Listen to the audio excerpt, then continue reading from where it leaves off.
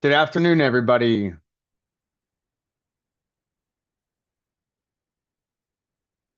Welcome to our first YouTube Live. My name is Michael Mandarino. I'm a financial advisor with 123 Investing. My broker-dealer is GA Rep One Company. As you can see from the slide, securities investment advice offered through GA Rep One Company, a registered broker-dealer, investment advisor, member of FINRA and SIPC. The next slide we're going to take a look at is going to be our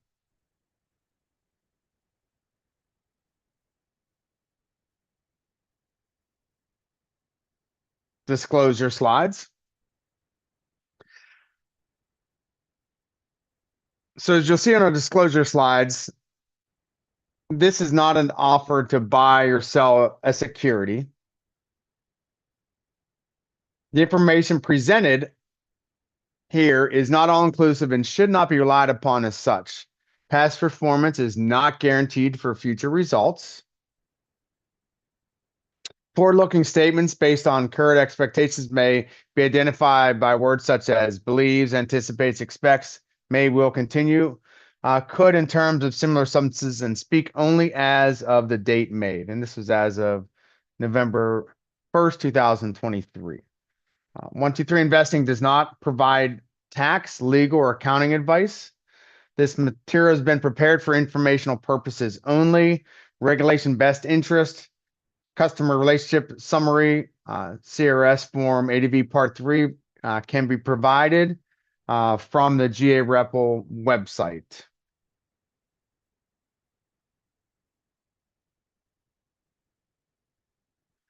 So getting started, where there is no guidance, the people fall, but in abundance of counselors, there is victory.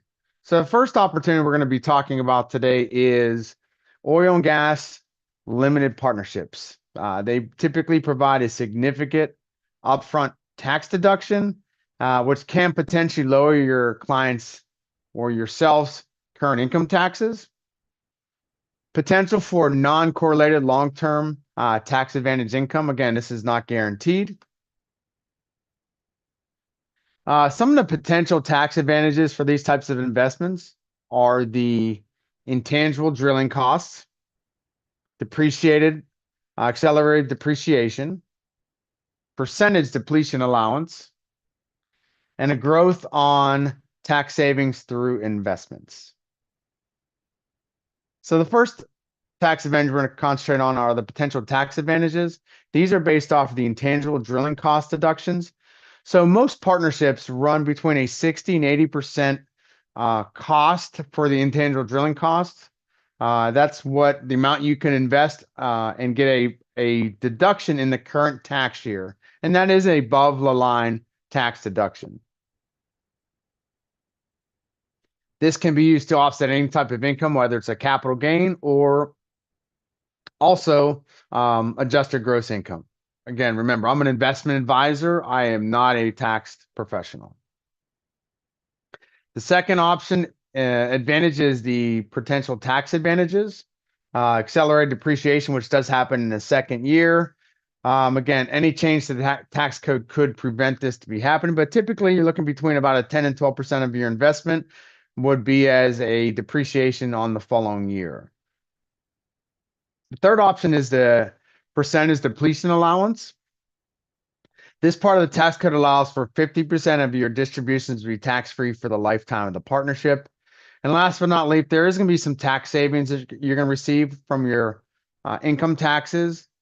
There is potential growth on that as well. Again, all the capital not sent to the IRS is now available, whether it's put in a money market account or other type of investment opportunity. This is just a plan we want to show some details for business real estate planning and what does that really look like. So in this chart right now, you can see 4 different options. You can pay the tax now. So for instance, you just sell your real estate out front. In this case, we're looking at a real estate investment of $2 million, purchased for $100,000, and there's 0 cost basis. So with the recapture of 25% plus capital gains of 20%, you're looking again, these are just estimations, about $412,000 of estimated taxes paid, assets included in the estate, and not credited or protected. So, those are first option. Number one, of course, you just, when you sell it, if you don't do anything, then you can also pay taxes over time. It's called an installment sale. And this means portion of principal payment is taxed. It's taxed over time. Assets included in estate, no creditor protection, recapture of accelerated depreciation. Third option, you can do what's called a 1031 exchange. That is part of the IRS tax code, 1031. Again, same $2 million, zero cost basis. You defer the cost basis into other property. No creditor protections. You're still the landlord. You still maintain the real estate. You have not avoided tax problem, assets included in the estate. And then another option is actually to look at a tax exempt trust. And a tax exempt trust is where you sell the real estate to avoid capital gains. You avoid capital gains, you receive a lifetime income stream, and you also leave a lasting legacy. And last, the other option on the 1031 exchange, for those who actually want to not be a landlord, we have something that's called a deletory statutory trust 1031 exchange. So why would you use this? As you can see from the slide, it does have some main tax advantages as a 1031 exchange. It does allow investors to buy a fractional interest in large institutional quality, professionally managed commercial real estate property as individual beneficial owners of the DST. Some of the main reasons to do this, of course, you're going to be replacing one property for another, provide an increased potential income potential, no property management obligations, your limited personal liability, potential to own a portfolio of institutional quality real estate, and a fast and efficient closing process as well. So there's timelines. So let's take a look at this timeline.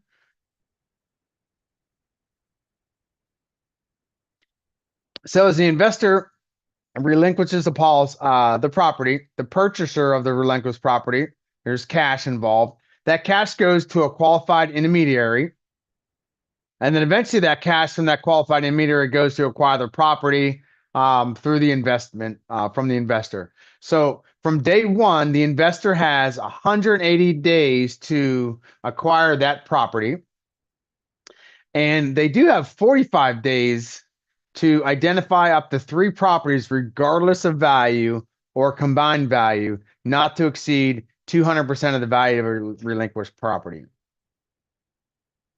So why do a DST? Well, the big thing is a lot of folks want to retire from being a landlord. It does provide diversification. There is a new depreciation schedule. Also, the income potential from these and the higher quality, newer real estate. Again, relocates investments to other states with growth potential. So you do have the option of choosing what states you're going to be investing in. And then again, you can kind of look at these other ones. Having cash or debt in their exchange, the DST investments can be as low as $100,000 or less. So a lot of times these DST 1031 exchanges are also could be if there's someone's doing their own 1031 exchange on their own to another property they're going to manage. Sometimes they may have some money left over. This could be a great opportunity for those accredited investors to be able to put some money into the 1031 DST 1031 exchange. So this is just again, this is for hypothetical purposes, but you can kind of get an understanding of how this works. So when we're looking at the selling price, $1 million on both sides, we're going to look at the non-1031 sale, original cost, the accumulated depreciation, adjusted cost basis. Total gain in this case was $900,000. So we have the recapture tax, 25% depreciation tax, recapture tax, 15% capital gains. These are to be determined based off of Medicare, depending where you're at. Total tax liability is going to be greater than 150,000. Net sale is going to be more or less about 850,000. Now, the 1031 exchange Same dollars up top, but look, we have these zeros here for the depreciation recapture, the capital gains, and everything is deferred. That $1 million is going to be deferred long term. And the length of these could be 3 years, could be 5 years, could be 7 years. Again, these are just some, if you want to take a look at what some of these disclosures are. Again, this is really for sophisticated type of investors. Again, we're not offering any tax or legal advice. Definitely speak to your own accountant about these opportunities. And if you have questions on actual DST properties that you're looking to get into, let's have a conversation to kind of look at what some of your options may be. Another opportunity out there is, for those who have a large capital gain is the Qualified Opportunity Zone Investing, the QOZ. It was created by the 2017 Tax Act as a tax incentive to seek to promote real estate development, job creation, and overall economic growth in lower income communities through the use of a substantial potential tax incentives to the investors. So what's eligible? Sale of a stock, sale of a business, sales of real estate, opportunity zone fund investment benefits. Right now, the taxes are deferred to 2026, which would have to be paid in the first quarter 2027. There's no federal taxes on profits if you hold the investment for 10 years. Again, this is one of the main reasons that individuals, get into this is for that option for the tax-free opportunity. Every state has its own opportunity zones. You can go and actually search to see where those opportunity zone opportunities are. And there's possible passive losses depreciating on any depreciation and equipment. Again, that was just a brief summary of qualified opportunity zones. These are opportunities typically that has to be done within 6 months of the sale. So if you had a capital gain event within the last 4.5, 5 months, there's opportunities to still be able to defer those capital gains into a qualified opportunity zone. There's a lot of more information we'd love to be able to share with you. Again, this is our disclosure side. Please take a look at this. And again, past performance is not guaranteed of future results.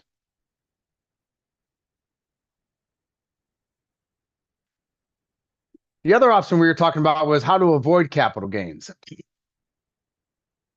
So this is Mr. and Mrs. Real Estate. We're looking at that $1 million duplex. They bought it for $350,000.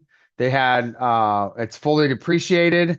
Capital gains would be $650,000 on the sale of this property. So they would like to sell the duplex, the $1 million duplex. The problems they have are taxes and the stress of management. So if there's a way that you could sell the real estate and pay no capital gains, avoid all income taxes and estate taxes, transfer the full value of the real estate to your heirs, totally disinherit the IRS on the sale of the real estate, receive a tax deduction in the same process from the IRS, would you be interested? Would you be interested? Again, for those that are just joining on the live event, my name is Michael Mandarino. I'm a financial advisor with 123 Investing, and my broker dealer and the securities that are offered through J. Repo and Company. So let's take a look at that $1 million example. In the case we're showing, it'd be about $130,000 in taxes. The recapture, if that was invested at $795,000, that at a 5% interest rate, that would provide the owners of that property about $39,750 of income. Again, this is just a math. This is not guaranteed.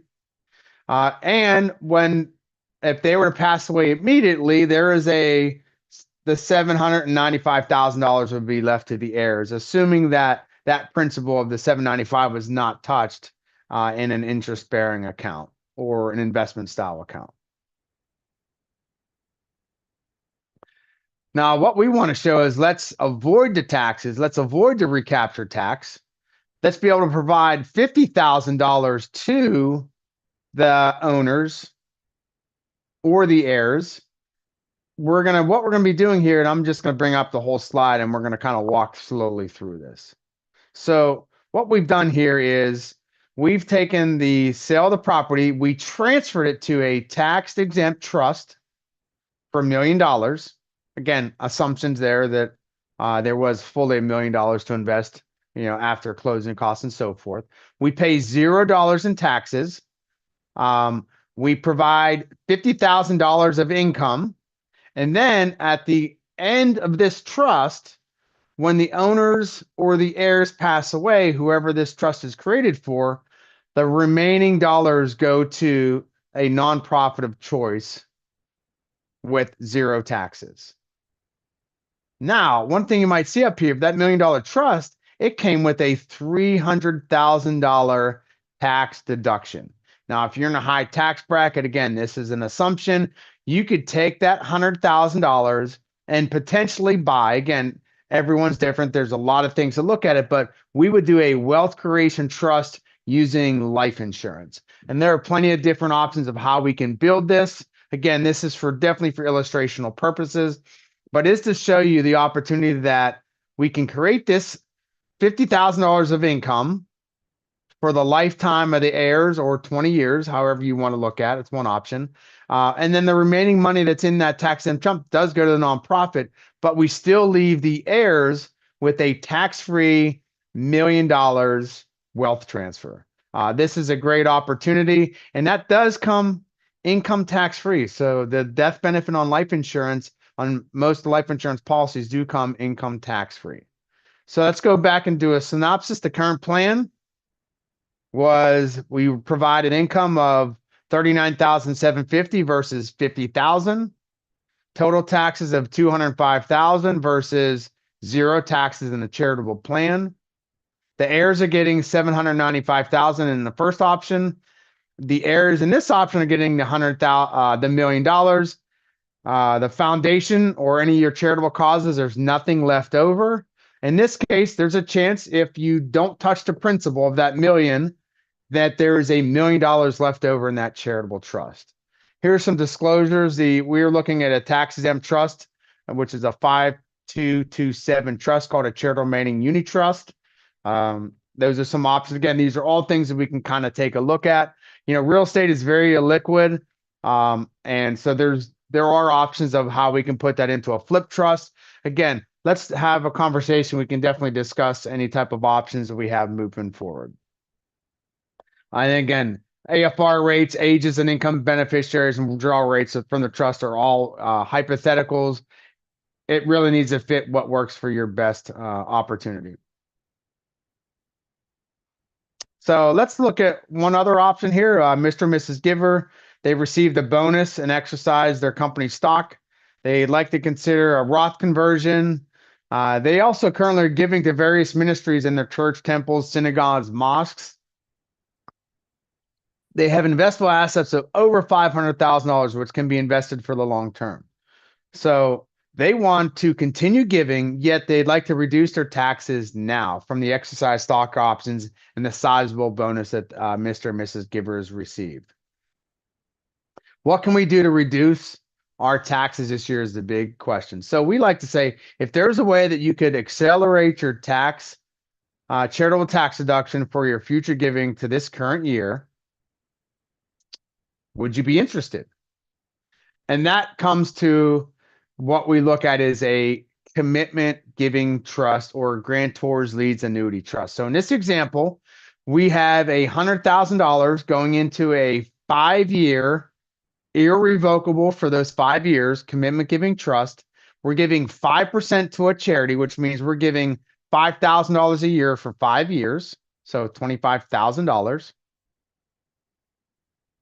We do that for 5 years. And at the end of the 5 years, whatever the current value of the trust is returned to the grantor. So that's pretty interesting that you're giving off of this bucket of money of $100,000. The summary, current tax charitable deduction of $22,479. Again, these are based off of AFR rates from 2023. This definitely needs to be updated. Get with us and we can kind of do an update for you, especially if you're trying to do things at the year end. Future value of taxes saved. Again, we're showing the tax bracket here of 37%. We're showing that if you actually invested that tax savings over a 5-year period at 5%, you do have an extra 10 grand there. Future value. So we've also freed up $5,000 a year that you may have been giving out of your checkbook, because now we're giving off that 100,000. So again, these are hypothetical numbers. These are not guaranteed, but we're really using this for illustrational purpose so you can kind of understand and get the idea of what we're really trying to accomplish. And looking at another option, obviously there's a lot of flexibility we have here. In this case, we're doing $100,000 for a 5% commitment giving trust, but we're doing it over 20 years. So that means that charity of your choice is going to be getting a check once a quarter. And the only thing that's not irrevocable on this is you actually can change who is receiving the income from this. I mean, who's the nonprofit 501c3 that you decide to change that to. So again, same principle here. We have the $100,000 goes into a commitment giving trust. It's irrevocable for 20 years. After 20 years is up, whatever the current value of that trust, it is returned to the grantor. Now that could be nothing. It could be something. We don't know what that is. It is based off of stock market returns. So again, based off of these numbers from 2023, which are definitely not current, it is a tax deduction of $67,000. Again, this is for illustrational purposes. And, let us run some new numbers for you. We can definitely do that. And again, we're really looking at freeing up these different tax savings. So this is the real important things we're really trying to do. Like to kind of get some discussions from you and see how this works, if this is something maybe fit into your charitable giving strategies for the end of 2024, especially if you're getting a large bonus and you're trying to offset and you got pushed into a higher tax bracket. Again, these are all things we can kind of do for you. Again, there's a disclosure doc, and we did make some assumptions here. There are costs of about 2% is to manage that particular investment. The investment manager cannot guarantee a 5% return. So there are some risks that are involved this as far as this illustration. There may be a depletion in the account if the rate of return is not greater than the distribution rate of and plus expenses. And again, we do not, myself and J Repo and company do not offer tax and legal advice. Please consult your tax or legal professional before implementing commitment giving trust. This is something our firm does. We can help you get the trust documents in place. We do help you also file the tax returns. There is a cost of that, which is typically about $500 a year to do your the tax return for the trust. And we all are, so again, managing that trust and getting the EIN numbers with the IRS. Hey, that ends our call for today. Again, Michael Mandarino. I've been a financial advisor since 2002. I'm a West Point graduate. Tomorrow's a big day, go Army, beat Navy. So, would love the opportunity to really kind of take a look at and see, is this something that we can do and partner together in the future? So I'd love to be able to connect with you. There's my phone number on the screen. It's 813-710-4123. You can call and text me on that number. I can receive a secured text message through that number. So without any further ado, thank you so much for your time. God bless you all. Have a blessed day. And again, thank you so much.